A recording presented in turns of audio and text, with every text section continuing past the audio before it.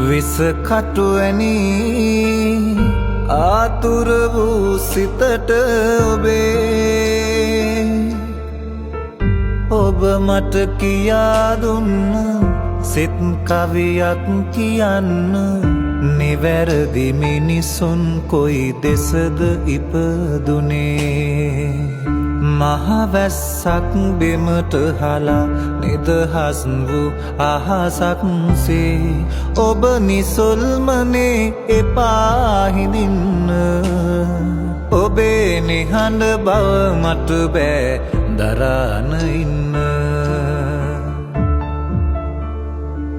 අනේ තව ටිකකින් හිනා වෙලා කතා කරන්න